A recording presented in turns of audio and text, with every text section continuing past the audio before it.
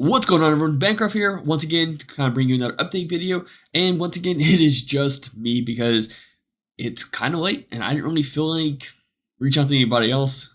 Also, I want these to be kind of quick, not like full on 40 minutes or an hour long video, just kind of 20-ish minutes, kind of go over a few things here and there, what new things have happened, and yada, yada, yada. So we're going to start out talking about Fusion World because pretty much at the time of this recording, everything has been revealed, I think, for the 4-star decks.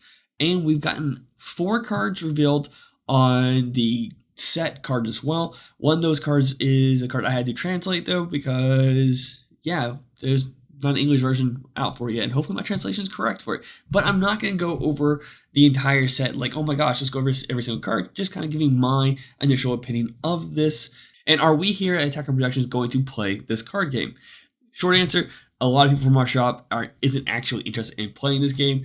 I will give it a shot. I don't know to what degree.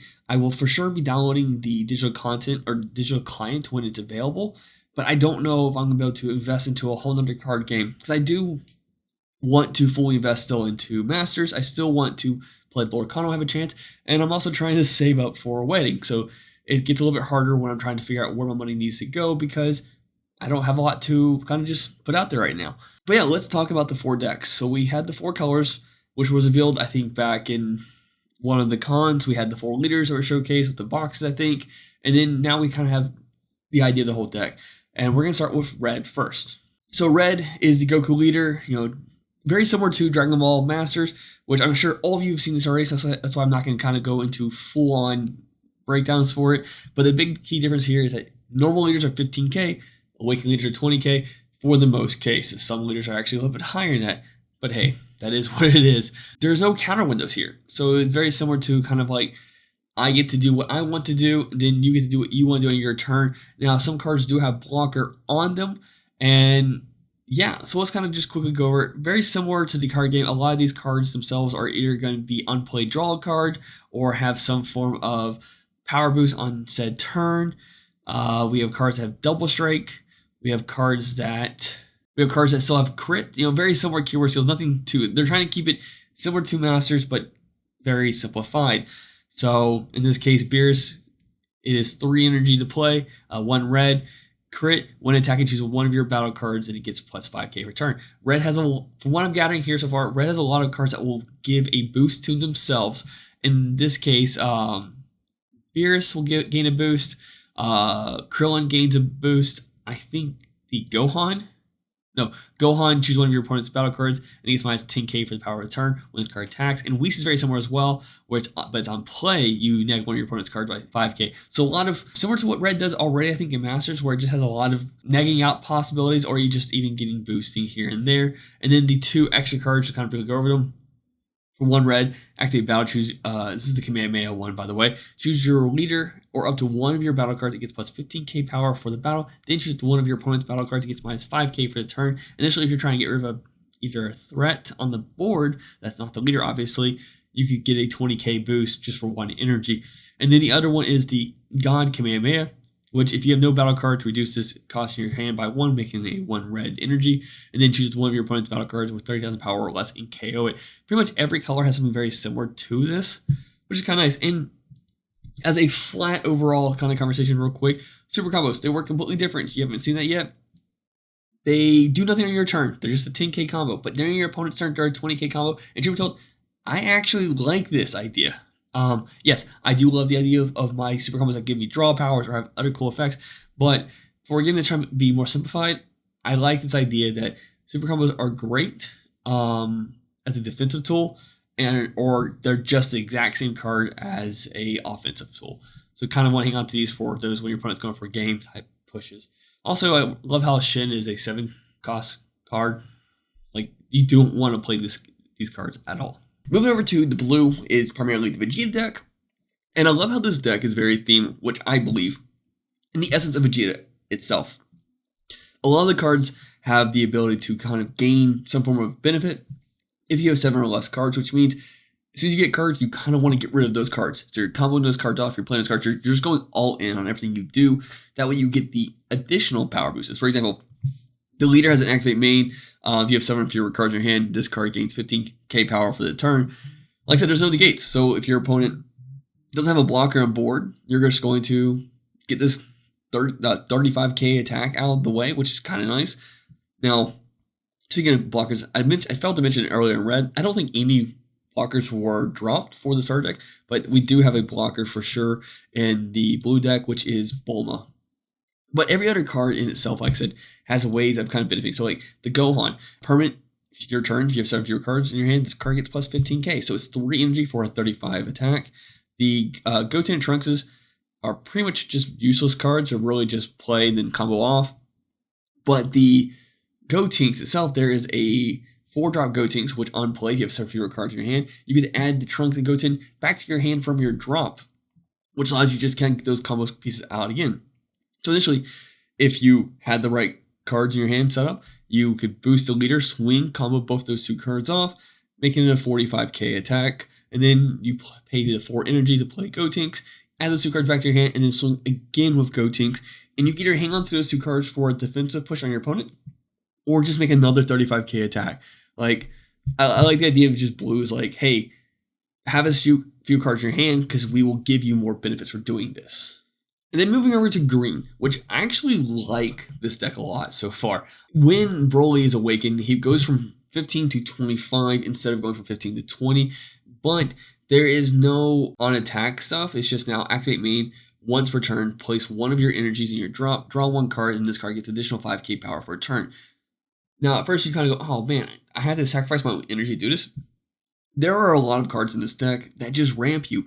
And yes, some may be a little bit expensive, but in a very simple version of this card game, maybe that's not as bad. For example, there's a 3-drop Broly card, Destructive Strength, which is just activate main, add 1 card from top of your deck to your energy.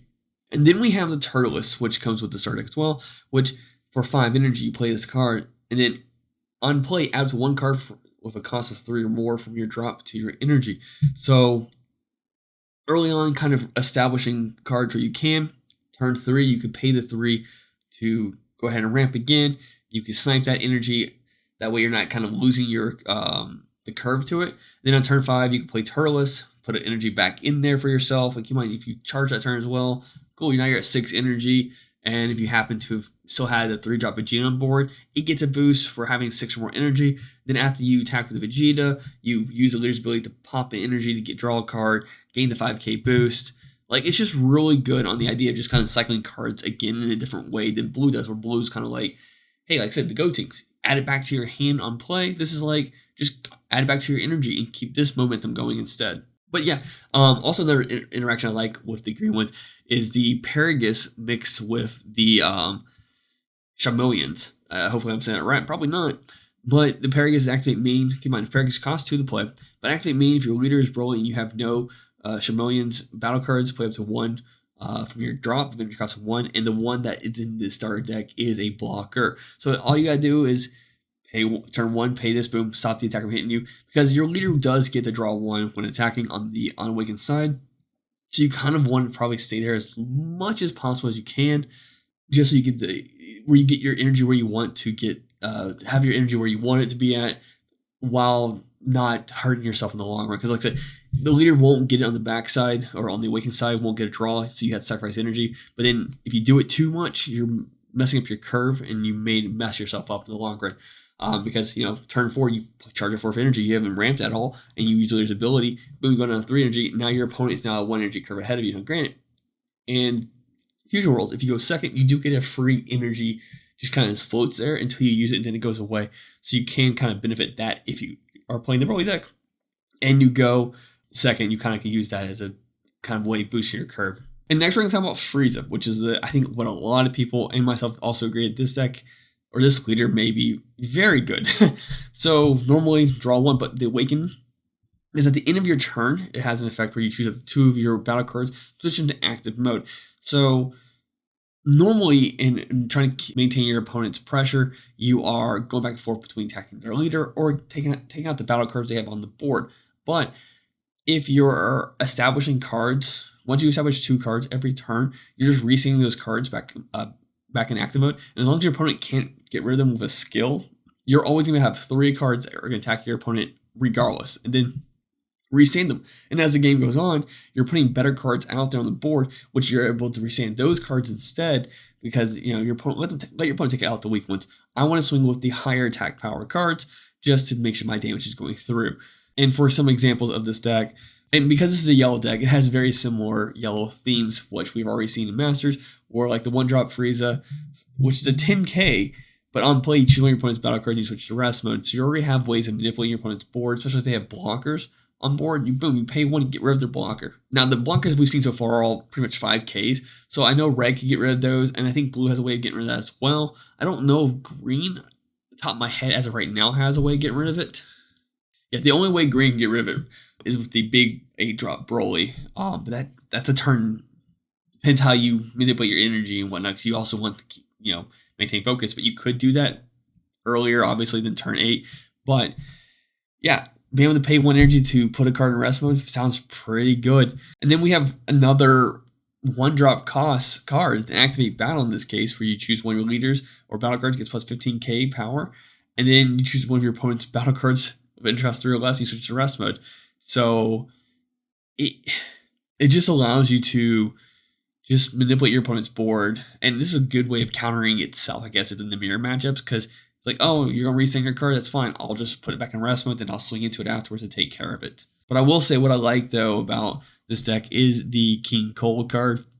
It is 4 energy to play, but it's a blocker. So you could attack with this card, then use the leader's ability to restand it, then you could block your opponent's attack afterwards, and then it's a 25k naturally, so your opponent may not want to combo it all the way up, because it does have an effect when it's KO'd. You choose one of your opponent's battle cards, and trust 4 or less, and you get to KO it. So it could potentially do damage, protect yourself from damage, and then pop a card on your opponent's board if they want to take care of this card as well.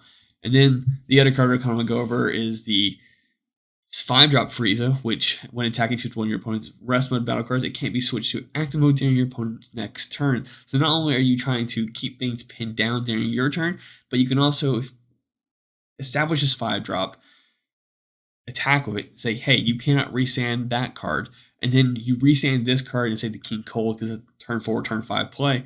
And now if your opponent can't add all that pressure to you, then the next turn you just attack this card again, and then you hit another target. You pay 5, play another Golden Frieza card, and you swing at that card, and you choose another target. And so once you get to turn 5, I feel like this deck is just going to keep your opponent locked down almost indefinitely until you win the game. And it's a double strike, so it's even better. Like I said, we only had 4 cards revealed for the actual set itself. One being Shu, which is a blocker. We have a skillless Android 17 punching a Piccolo, and then we have the Vados, which is activate main. Choose one of your other battle cards with Universe 6 in its special traits, and he gets 5k power for the turn. So I feel like we're kind of getting a redo of set 1 almost, because I feel like that was set 1. It's been a long time, but yeah, I feel like U6 was red, so we may get a redo of that. And the other card that was on the Japanese Twitter page was a Pool, I think his name is. And his effect, the best way I could get a translation was the activate main, you switch this card to rest mode, reveal 1 card from top of your deck. If it's a Frieza card, you can add it to your hand. If not, you put it back top of your deck. I think that's what it translates to. If I'm incorrect, definitely let me know in the comments down below. But yeah, I mean, those are the Fusion World cards. Like I said, I'm interested in playing this game, but I don't know who else will be. So definitely be seeing me on the digital client, but maybe not going to any events. So talking about events, we have Nats coming up like in a month and a half, or a little over a month and a half. And to answer the question, no, we will not be going there, unfortunately. I feel like everything that's happening right now, it wouldn't be best to invest. It wouldn't be best to invest going to Nats. As much as I would love to go and just play with some of the best players and hopefully get some form of like, hey, I won a few games. I can't make it happen, unfortunately. But hopefully next year I can find some time to go to other events, because I actually really enjoy doing that stuff. Like, I love playing at my locals, but I find like when I went to the event in Tennessee, I got to a point where I realized I'm not going to top, but I'm not going to drop either. I'm going to keep on playing because it's just fun to get to play with new people I haven't get a chance to play with. And yeah, that's just a unique experience I like doing. So yeah, not going to that. Really looking forward to it. But for those of you who are going, wish you all best of luck, and hopefully you get the practice you need in before the time as well, because things definitely change after the ban. Things are changing, or I don't know, are things changing with the new meta? Let me know what you guys think, what's going on. So for the rest of this week, we're going to have 1 or 2 matches that unfortunately do not incorporate set 23, because at the time of our locals, we just got product, and so no one actually had time to build anything.